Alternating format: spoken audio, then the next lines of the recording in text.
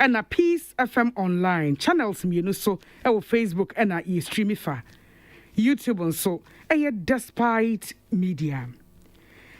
And there anopay kaseboa yede ebramo no enyumeko mmienu ne kra yemu ye dependable herbal home wade adom malakio malaria de no adom natural man capsules ema mema hoden mom ye mema mua adom lady care capsules so ene ne mesya nyina obo akwa afikyire ote yawo de enkabone aba na hemfie ananke kaye eno no onom adom natural tonic wonum ato a wontimi ni di amogya so ate ya anum bi adom co capsules eye koko ayem tim ene amaman ye gina onipaduam our pharmacy and chemical stores Repash Ventures Rich Jones and Kings Walk opedodo to a alcohol 0242 223555. Yeah, what this way chocolate drink. Cocoa son for so kind. Do you come any in sushi? And none pay and somewhere I didn't mean and Nura or Mampeni and now the down Kufu do near May Kasaye. Na fellow Ghanaians and come on ye di yenom. Ye be pese ye be bo ama for ate enti no ho asem. Ana afei baby a say COVID-19 edi agina eka kasebwe ho. Midin nana ya. Afei kasebo no musemni. Anra busumi January day chatwa 31st January 2021. Obampani na now the down Kufu do new may be din kita ho. We eye kita hudi a wone omanyi edi a etoso eduonu miensa efri bra COVID-19 unity o my Ghana mu March afie twemu no the bro mampani kasa wode hihya hodro bebre aba ai wo say yedi so ne yede so yare no a etetre no anom sei no mampani ene ye kasa ye no okaye. Fellow Ghanaians, good evening.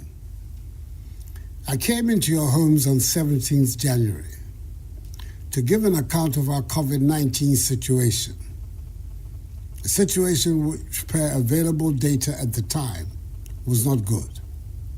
To this end, I appeal to you, my fellow Ghanaians, to help contain the spread of the virus by respecting the protocols government had put in place. The hope was that we would begin to see an improvement in our case count as a result. 2 weeks on from that address, the situation is even worse. As of Friday, 29th January, 64 more people have sadly died over the last 2 weeks, bringing the total number of confirmed deaths to 416. Our hospitalization rates are increasing, with the number of critically ill and severely ill persons now at 172. Our hospitals have become full, and we have had to reactivate our isolation centers. Our average daily rates of infection now stand at 700, compared to 200 2 weeks ago. The total number of active cases has more than doubled from a little over 1,900 2 weeks ago to 5,358 currently. When I delivered update number 22, 13 out of the 16 regions had recorded active cases.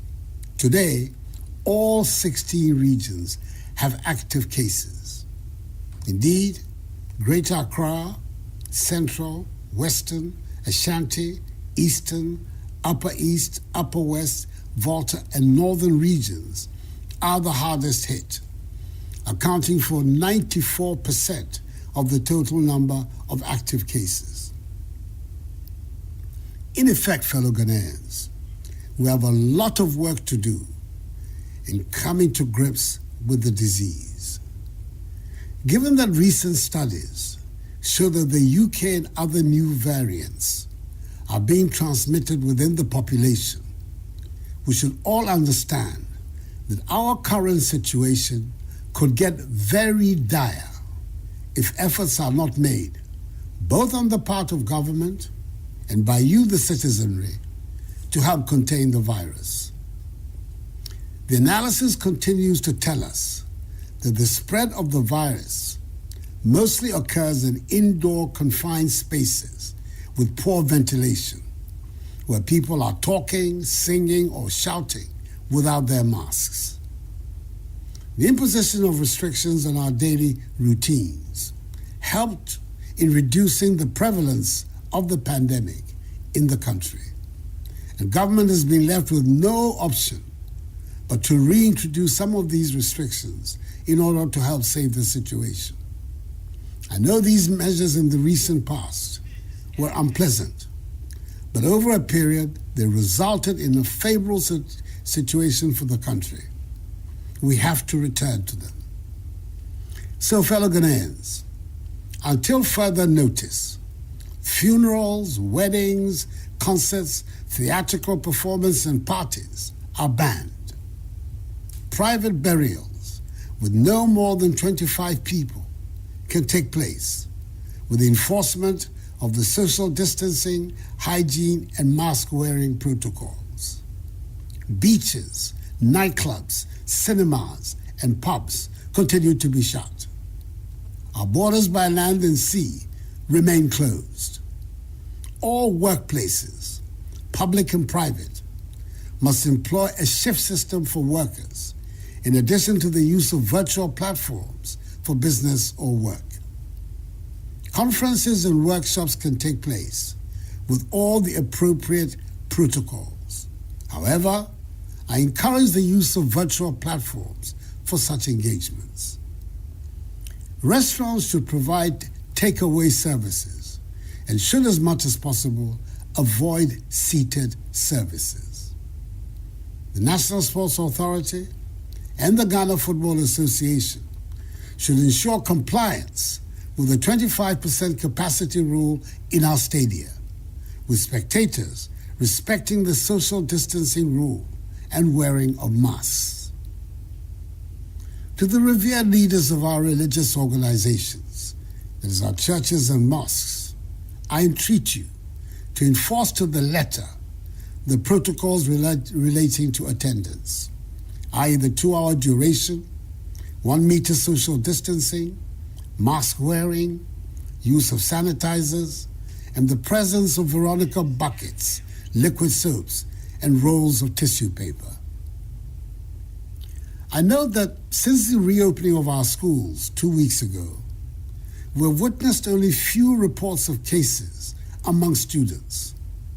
I appeal to school authorities and teachers to enforce the guidelines provided by the Ghana Education Service, and I urge the Ghana Health Service to continue their surveillance at the schools so we can contain any reported cases. As we step up public education and enforcement of the protocols of public gatherings, let me also state that regulatory agencies will undertake random checks to ensure conformity with these rules, and the security services will be tasked to enforce them.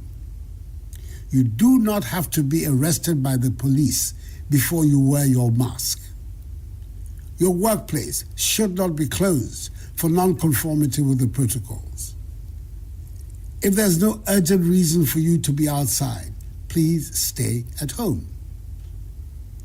Each one of us can help to contain the spread if we continue to practice the measures of social distancing, washing our hands with soap under running water, refraining from shaking hands, and wearing our masks whenever we leave our homes. These measures must be respected by all.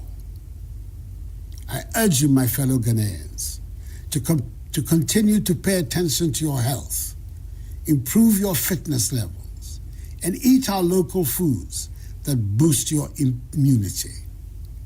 Should you at any time feel unwell or exhibit the most common symptoms of COVID-19, such as fever, dry cough, tiredness, please report to the nearest health facility and get tested. COVID-19 tests are free for all Ghanaians at public health institutions. If a Ghanaian citizen returns a positive result, the cost of care at isolation and treatment centers will be borne by government. At the 58th Summit of the Authority of ECOWAS Heads of State and Government, held virtually, it was agreed that the cost of the COVID test for inbound ECOWAS nationals be pegged at 50 United States dollars at the Kotoka International Airport. The cost of the tests for non-ECOWAS nationals still remains 150 United States dollars. ECOWAS nationals and travelers who test positive will bear the cost of the mandatory isolation and treatment. Ghanaian nationals, however, who test positive upon their arrival into the country will have their isolation and treatment costs borne by the state. Fellow Ghanaians, in update number 21, I indicated that Ghana is set to procure her first consignment of the COVID-19 vaccines within the first half of this year. Since then, a lot of work has been done towards the realization of this. Our aim is to vaccinate the entire population with an initial target of 20 million people. Through bilateral and multilateral means, we're hopeful that by the end of June, a total of 17,600,000 vaccine doses would have been procured for the Ghanaian people. The earliest vaccine will be in the country by March. The Food and Drugs Authority, FDA, will use its established processes for granting emergency use authorization for each vaccine in Ghana. As President of the Republic, I assure you that only vaccines that have been evaluated and declared as safe for use in Ghana will be administered.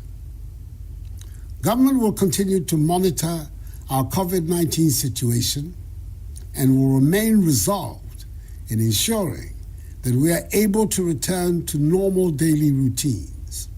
I remain hopeful that if each one of us embraces fully the safety protocols and we continue to put our faith in the Almighty, we will emerge strongly from this pandemic. And Rianom, if Ibra minemo kasaya no, na ochi mienu niye, yayire no eyi huba, fa na efa nipa, misramo, mo bianfa yayire no indi agro. Mundi sise no so, ni titio, mo se mas no, eno ene beboye. Nyamime, oti enyone, ni kenya wie, hela efe gbeye, ikemen yawa, ni panify, moko ke hela akashwe. Nye yamlano, ni titru masuwe, no bab wawo. My faith in God tells me that this too shall pass, for the battle is the Lord's. May God bless us all in our homeland, Ghana, and make her great and strong. I thank you for your attention, and good night. Omampani nana ado dankwa ekufo ado nkasa ho etoso aduonu miensa enra woni omayi enyaye asem ni nyina sede osika no ni nyina ene asanso aba abebo ede achemui ebradu se midwedwam ewo akankasem na yede ewie kasebo no ohyase se menuanom ganafo maba mo fie mu biom na me ba mu fie mu January de tosu edu enson ebebu nkonta baby a COVID-19 ni ejina sabre no nkontabuo a na ye wono na enye eno nti mesra mo se menuanom ganafo yi moma ye nyina ye nhwe na ye ntimi nso yare ya no na antretre de ne ebeye ne se enhwehwe no aban de ato ho se emfa enye adwuma no ye nhwe ne ni so friendship ye ne sa na ye wogidie sanka yare ne beba fam na aba fam kra na yade ye ho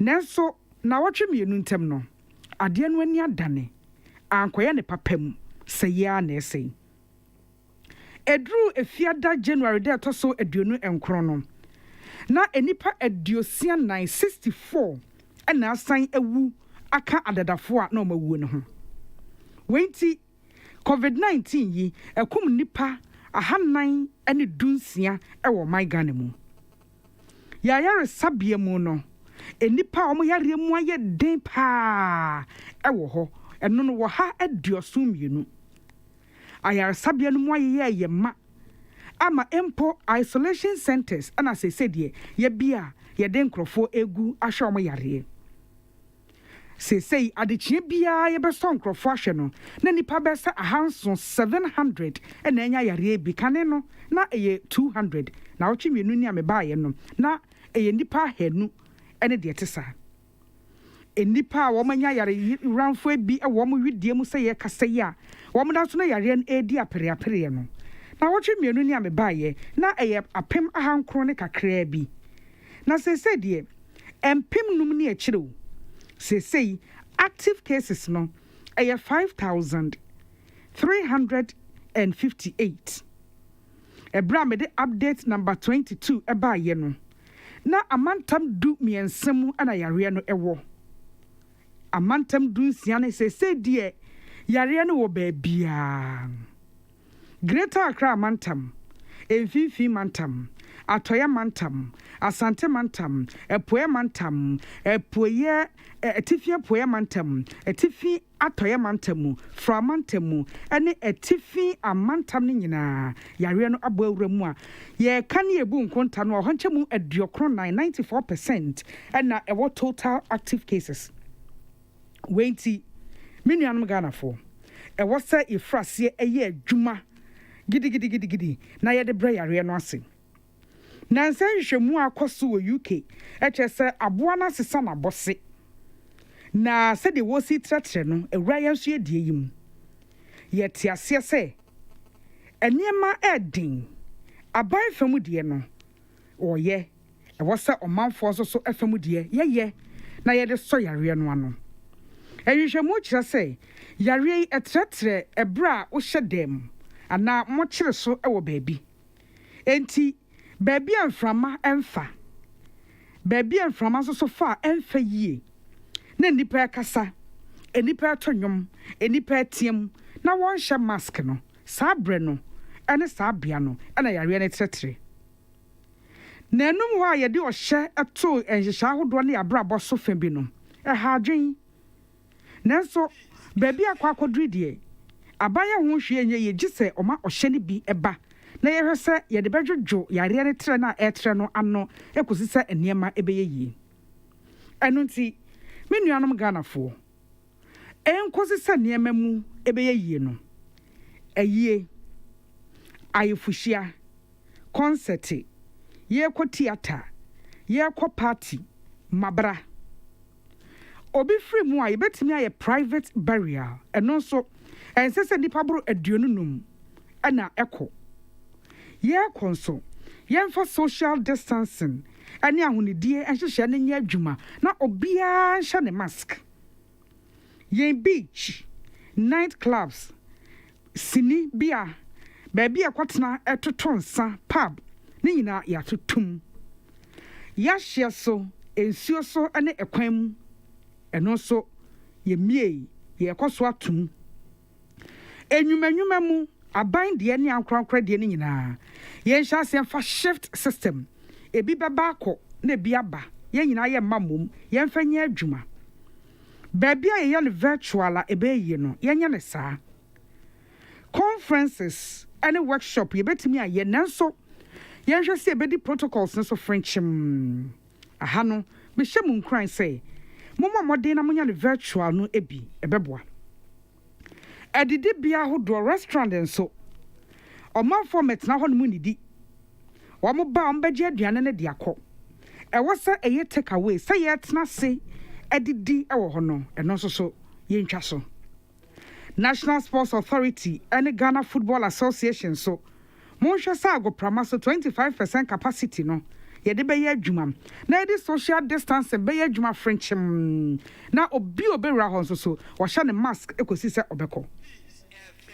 ma menka kire ya sofo ne osom empanimfo no se titru and sorry ene nkremu dan mu masalachi mesremo protocols no muma ye ni so frenchim ebi ne say don hwere mienu 2 hours ene de be ya sorry ye banso so a asetena mu no eye abasamu baako 1 meter social distancing mask no o man hye ye use sanitizer Veronica bucket a liquid soap sinetifi seminani na ro anase tissue esi nchen a ye hohoro yensa afefa yensa ho no ye mfanya adwuma mahwe se ye bi schools na wotwe mienu nie no enkwada ne mu no kakra bi na yi niti covid-19 kuma bi na yi niti enti me kwaso asre school mpanimfo ne akyerkyerefo se modaroma momwa me fa protocols ne adwuma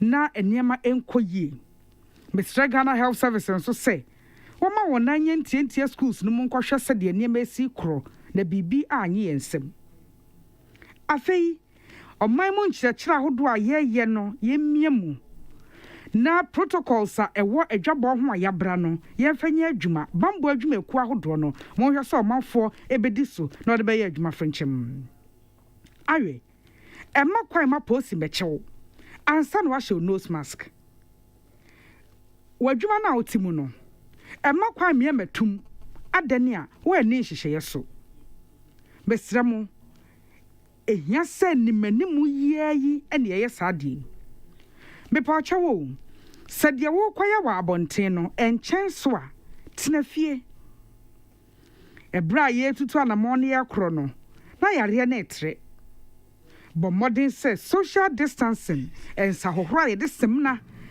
ɛto yɛn saso ahohoro na yɛbu nsuo di egu ho ahohoro ne kama yɛde bɛyɛ adwuma jaya chia no enchia afei mask no bomodin na hye ebre bia wo frifie na bu enhyehyɛ no a yɛde ato hɔ no febuo ma nhyehyɛ no na di so frenchim besra mo seminuanom ganafo sɛ yɛnhwɛ so enidi na yɛ map mode pa enye yɛn kyɛfa yɛnia yɛ Ghana nuani yɛnyere yɛ hunni emom sɛ to na ahododo wa na ahyɛnso ne bi ɛyɛ covid-19 ahyɛnso te sɛ ebunu fever anaso bɔwa emu wese anaso kakra bi na wabre bepachaw entamwara ko ayasabia na yenkonkosɔre hwɛ covid-19 test no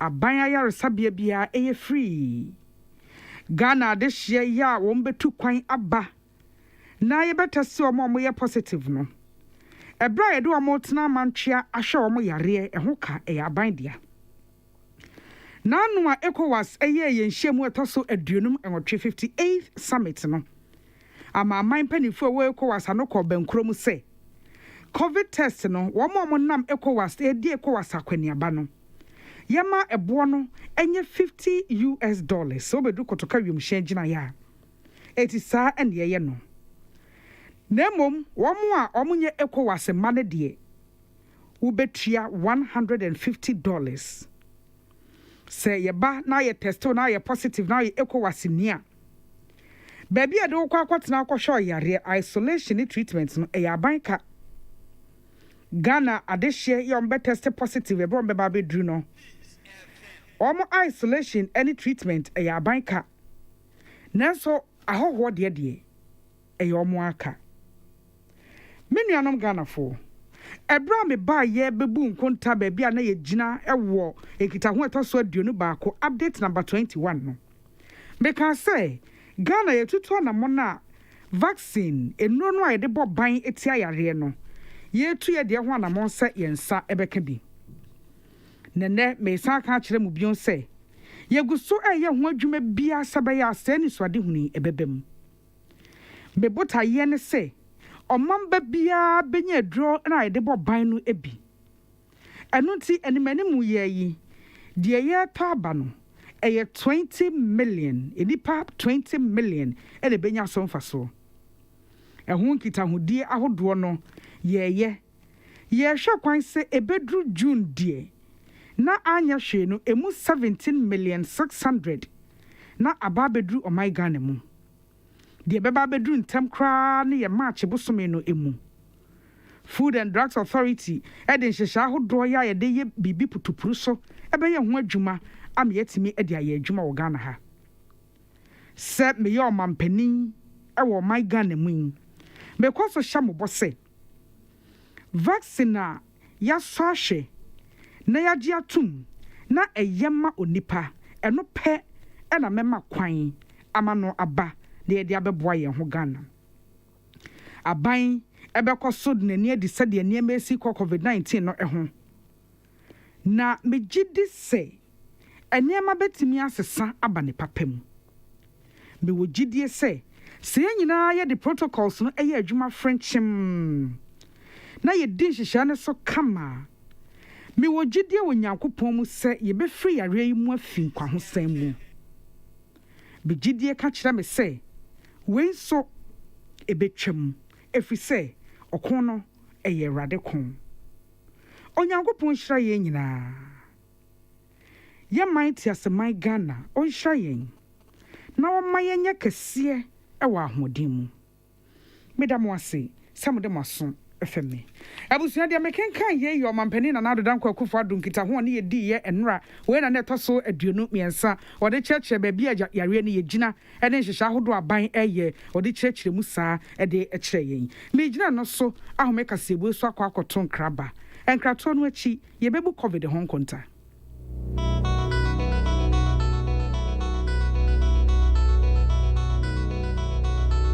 Peace FM.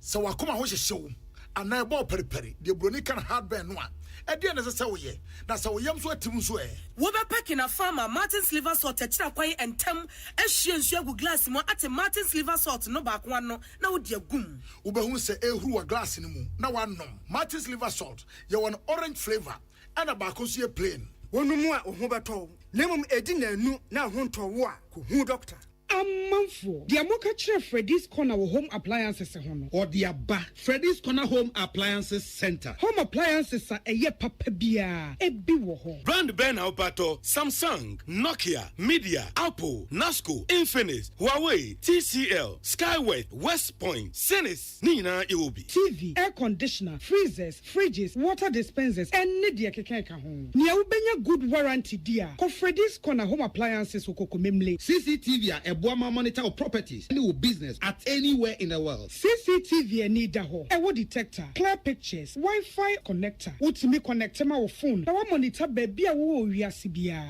Freddy's Corner Home Appliances abeka Freddy's Corner edwosu ahodo a oton phones ene ho accessories no ho. Fresh 0544 959195 ana 02079373323 ananso brakoko memle City Light in Chehwa. Na ye can discount any achadia ubetiasie. Freddy's Corner, home of authentic home appliances, phones, and its accessories. Amen waya eh waya eh amio mommra ma ye nyame ase oye na nadum wo hoda amen yenim samu busa se nije ase ne sen ase ne se wode amen agyira nsane ani e wo herbal ayaresam bio na nkunimdie adansidie na ase ani abasobode nko a se wanso wo hwe apomdim ahotɔ a wode abra manfo efiri ye ntiri so ekosi ye na ase ehina yade sha amen hu ensaw yade wode ne nuro ne abɛfo emfidie echi yade no kunu one time amen e the herbal accommoding was signed the naturopathy and homeopathy kwan ekun ye nyarewa say sukufo firi amanone besua ekwane a yade herbal say yade e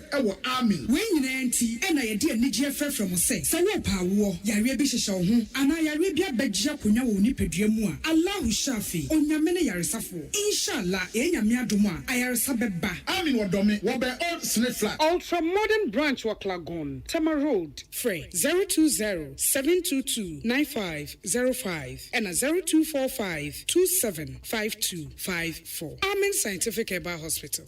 Peace FM. Tune it in, turn it up, Peace FM, and rip off the knob. Pay ya the COVID-19 kuntabuo na ewie kasebo ne sede omampani kasa ye wo kyerɛ mu no. Ebra enra woni ya kasa kuntabuo kyerɛ sɛ yareboa no enipa foforo no masanya bi 720.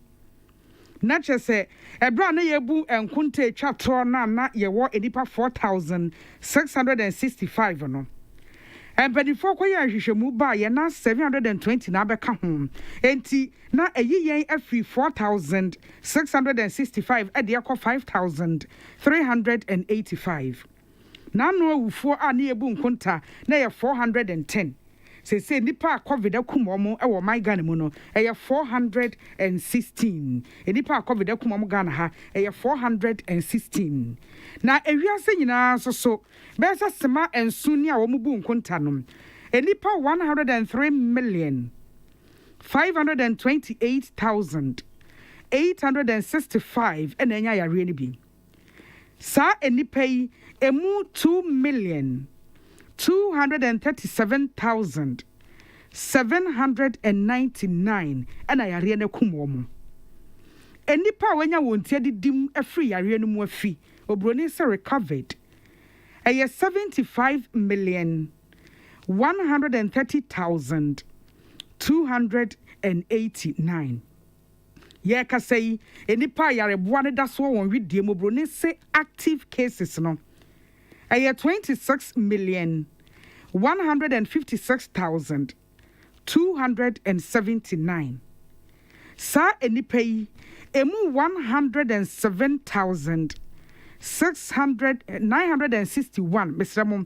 107,961 and baby omoda enye obroni se omo critical conditions emu America does be kind enipa 26,767,229 and enya yare ni bi India tosomienu or 10 million ni echi Brazil tosomiensa or 9 million ni echi Russia toso and 9 3 million ni echi UK 3 million ni echi France 3 million ni echi Spain 2 million ni echi Italy 2 million ni echi Turkey 2 million ni echi na Germany so 2 million any echi sei any ewiase nkontabuo e COVID-19 emu kasebo no asi midin nana ya Konedu. Mediasidema dependable herbal home.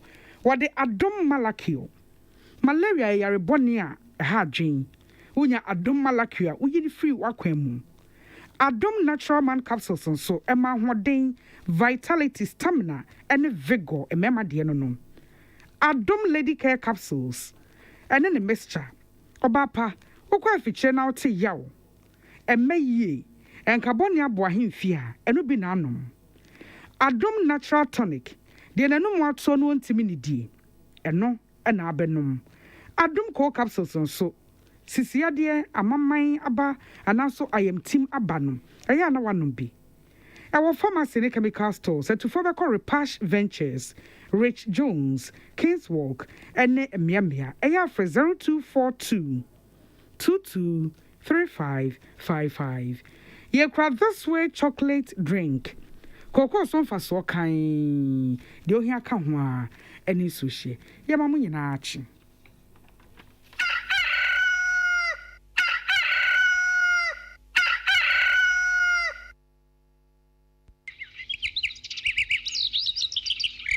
se anopa o ti se no mei so